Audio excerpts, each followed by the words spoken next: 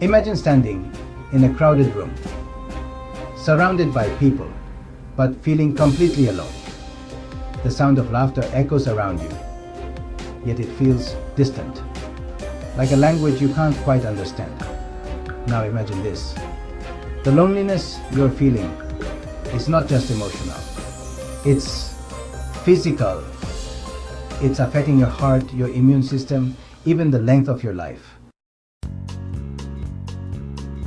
In fact, researchers have discovered that social isolation can be as harmful to your health as smoking 15 cigarettes a day. 15. This startling revelation forces us to confront a hidden epidemic, one that doesn't get nearly as much attention as diet or exercise. Loneliness is cutting lives short. But here's the twist. The antidote isn't found in pills or diets. It's found in connection. Take a moment to reflect on this. In 1938, Harvard University began one of the longest studies on human happiness ever conducted. Over the decades, researchers tracked the lives of hundreds of individuals, asking questions, conducting interviews, and analyzing health records. The goal? To find the key to a fulfilling life. The result wasn't money, career success, or fame. The clear winner, relationships. People who had strong, supportive relationships were not only happier but also physically healthier.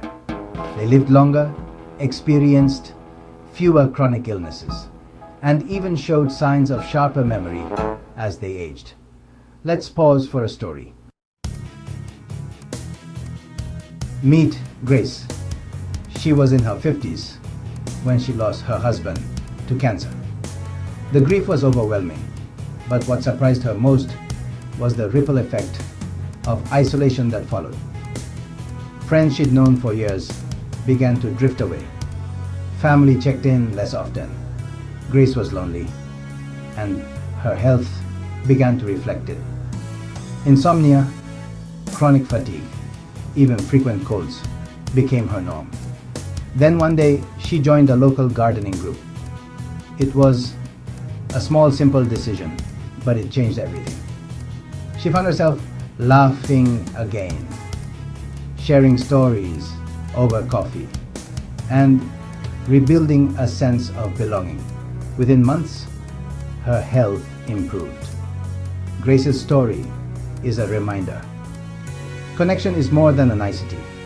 It's a necessity. The answer lies in stress. When you feel isolated or disconnected, your body goes into a state of chronic stress. Cortisol levels spike. Your heart works harder. Your immune system weakens. Over time, this stress can lead to conditions like high blood pressure, heart disease, and even depression. Now flip the script. When you're surrounded by supportive relationships, your body feels safe. Oxytocin, the love hormone, flows more freely. Stress diminishes. Your immune system strengthens. It's a chain reaction of benefits. Did you know that laughter, yes, laughter, is a powerful medicine? Studies show that laughing with others lowers stress hormones, reduces inflammation, and even boosts circulation. It's like a mini workout for your heart and soul. Sharing a laugh with someone strengthens bonds and reminds us that we're not alone in this chaotic, beautiful journey of life. This is where self-care becomes a lifeline. Think of self-care as the foundation upon which meaningful relationships are built. When you nurture your own physical, emotional, and spiritual health, you're better equipped to connect with others authentically. Take journaling, for instance. It's a practice that allows you to process emotions, and gain clarity. By understanding your own feelings, you can communicate more effectively with others. Or consider mindfulness. Practicing mindfulness helps you stay present, making your interactions richer and more genuine. Even something as simple as setting boundaries, learning to say no, can protect your energy and make space for deeper, more fulfilling connections. Let's revisit Grace for a moment. After joining her gardening group, she took her self-care journey a step further. She started meditating for 10 minutes each morning. She began volunteering at a local shelter, finding purpose in giving back. She even made a habit of calling her party children every Sunday, rekindling those precious family ties. Each small step added up, creating a life full of connection and meaning. But here's the truth. Building and maintaining relationships takes effort. It requires vulnerability, patience, and a willingness to show up even when it's uncomfortable.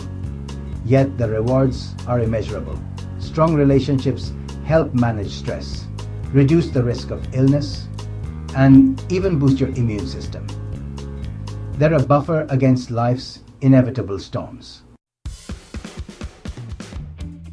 As we wrap up, think about this.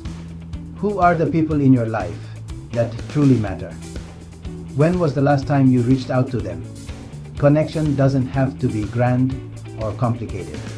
It can start with a text, a coffee date, or even a shared laugh. And if you're feeling isolated, know this. It's never too late to rebuild. Join a club, volunteer, say hello to a neighbor. Each small act of connection is a step toward better health and a fuller life. So the next time you're tempted to prioritize work over a dinner with friends, or scroll through your phone instead of calling a loved one, remember this. Relationships aren't just good for the soul. They're essential for your health. In the end, it's the connections we build that truly sustain us.